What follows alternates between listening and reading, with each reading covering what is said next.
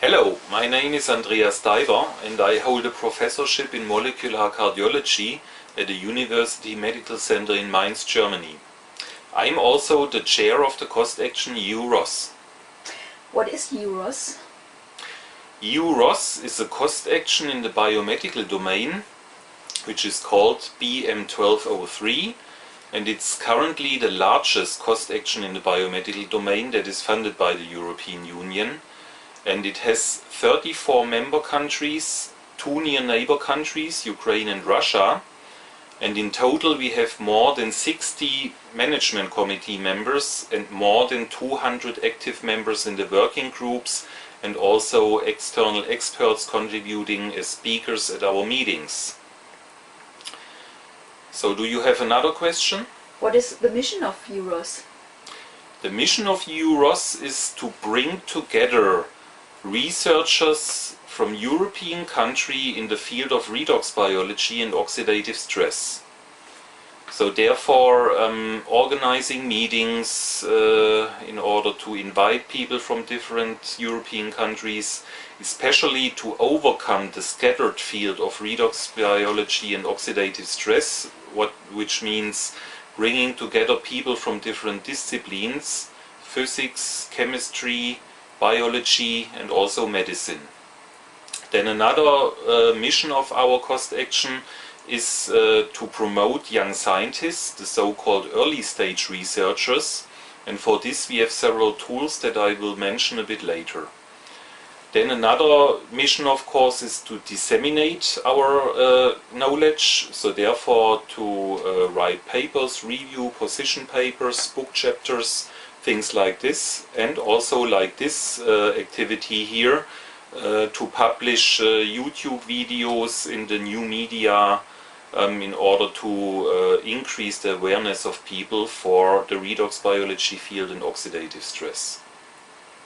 Then of course another big topic in our cost action was to develop new drugs and tools, and of course also to validate existing drugs, tools and animal models in the redox biology and oxidative stress field.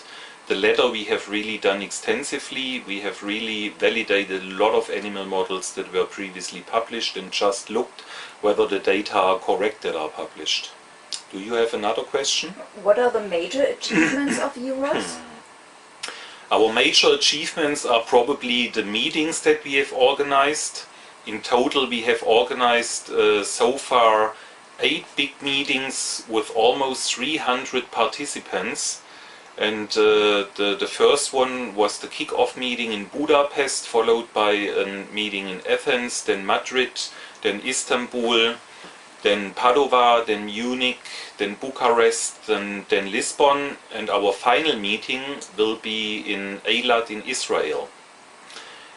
We also organized 2 meeting symposia, or 3 even. We have organized 3 symposia at meetings where we have really disseminated our major achievements already to the scientific community.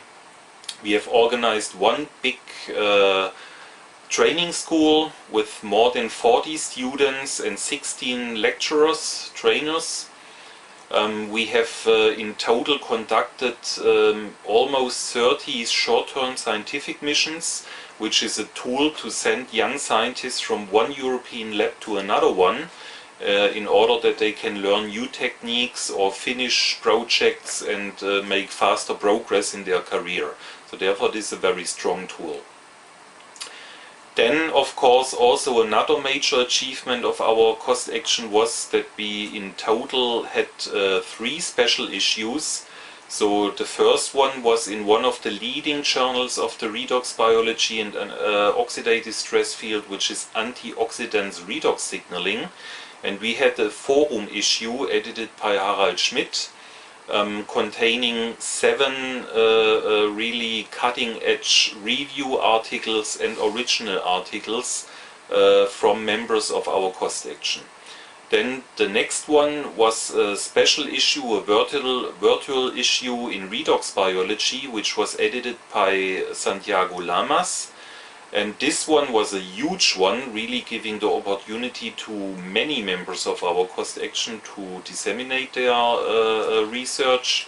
And it contained 18 review articles and original articles, plus an editorial from the editors, which was Santiago, myself, and Fabio Di Lisa. Then the ongoing and last special issue that we have is in British Journal Pharmacology, edited by Peter Ferdinandi, and this one will probably contain 15 or 16 review articles and original articles, and also this one, of course, I think will be a big success and will really contribute to disseminating the research results of our cost action. So therefore, do you have another question? So what is the special value of cost? The special value of cost, maybe I first may say that cost is one of the oldest funding schemes of the European Union, and it's really completely dedicated to fund networking between the different European countries. And with this, it's also a very rare tool that we have in the scientific landscape these days, that really you get money that you can use in a quite flexible way in order to organize meetings, big meetings. Almost no underfunding scheme or agency gives money to organize big meetings. It's really hard to find this kind of funding these days.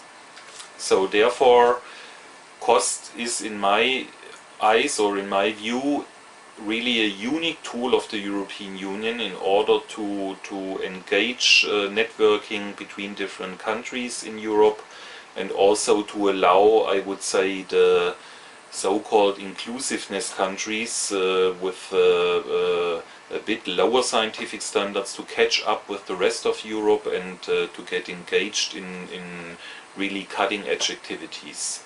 Do you have another question? Would you like to acknowledge some people? Oh yes, of course, I have to acknowledge several people. First of all, of course, our work group leaders, who really took a lot of the workload in our cost action and really gave this very important structure to our cost action. And I have already mentioned that there are several working groups, which is sources of reactive oxygen species, head by Ulla Knaus, targets of reactive oxygen species, head by Agnes Görlach, drugs and tools development, head by Tamara Seredinina, then the biomarker working group, head by Pietro Gezzi, the imaging of reactive oxygen species work group, head by Yves Rapin, and last but not least, the intellectual property and translation to patents working group, head by Vincent Jacquet. So of course these work group leaders have to be acknowledged. Then another really very important tool, I have already mentioned it, are the short-term scientific missions, and we had an evaluation committee for these short-term scientific missions, which was head by Adelina Rogowska. Then also evaluators were Tatiana Ruskowska and Jaime Kapitulnik. And of course, this was also a lot of workload by these people, because they had really to read hundreds of pages of the STSM applications in order to pick the best ones. So I think I'm quite thankful to them, because they really made the STSM thing a big success in our cost action. Then of course I also have to acknowledge Milos Mojovic, who took care of our webpage, updated it, improved it, so therefore Milos, thank you very much. Then my special thanks goes to the vice chair of our cost action, Fabio Di Lisa. I hope I can say you became a dear friend for me, Fabio, and I'm really thankful for all the time you had an open ear for me when I had problems, and we discussed ongoing activities. So therefore, thank you again, Fabio, you really did a wonderful job. And last but not least, of course, I have to thank Harald Schmidt, the founding chair of our cost action. Without his application and also steering the activities during the first year, the whole thing would not have happened. So therefore, Harald, we are all also very thankful to you. You really did a great job with the application.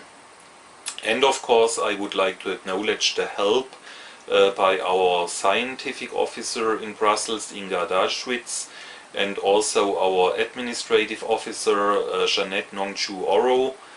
You were always very helpful when I had really management problems, problems with e-cost system, encoding things. So therefore, thank you very much. And with this, I think I have acknowledged all the very important people in our cost action. Do you have another last question, maybe? One last question. Would you chair a cost action again? This is a good question, and I would like to answer it in the way another cost action answered it to me, Andreas Papapetropoulos. So therefore he told me, I'm really happy that it's over, but I would do it again. And I think I would say the same, because it's an honor to chair a cost action, despite it's really a big workload and also a really complicated thing. But it's an honor, and also I really feel that I contributed something really important to the European scientific community. I brought together many people from different countries. I myself interacted with these people. I met a lot of exciting scientists in the cost action, so therefore, yes, I would do it again. And with this, I would like to thank you, and I hope I could just tell you a bit about our cost action. Bye.